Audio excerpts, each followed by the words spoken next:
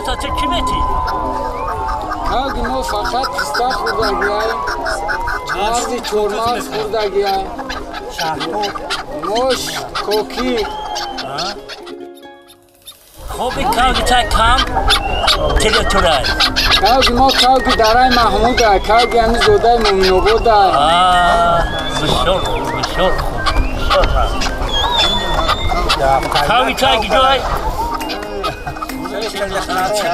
بوی چل خران ده اصلا در فصل نوروزی که من از که برپا می شود در روز نوروز جان گفتن در کردیش فقط آواز همین را گوش کنین لذت برین چون که بار خودش یک فصلی گذر است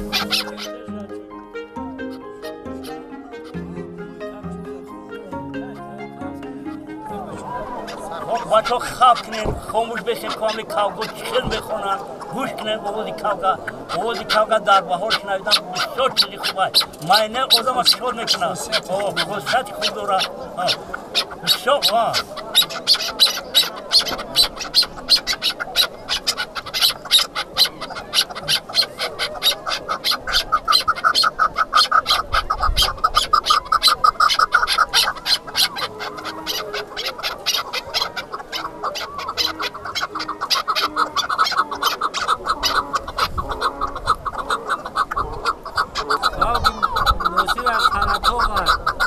کاغ درای محمود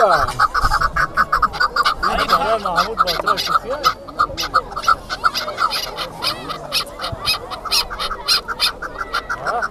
دیدی یا خاکو گوشن که قهرم فقط بس دوزه بس یکی کاغ نوشی دو بسیار کنیشن زور ها مرداو یکی بسیار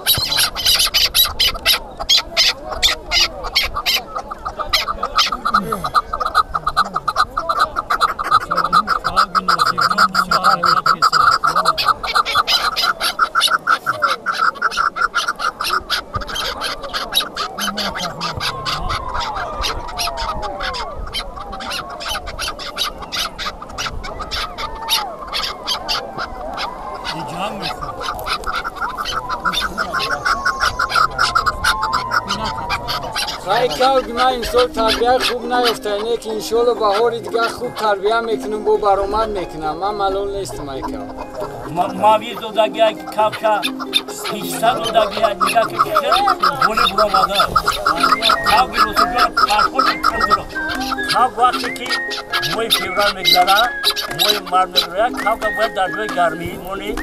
کاغ فقط تربیه کنی مغزی پیشتا خوب میتونی کوکی در پس بکنی از کوکی خونده برن گل میکنن گلی کوکی دولن در کوکی کاغ ماست کوا ماست خونی که خوب میکنه در بهار ما از پس بهار این چی میگیره؟ خواد میگیره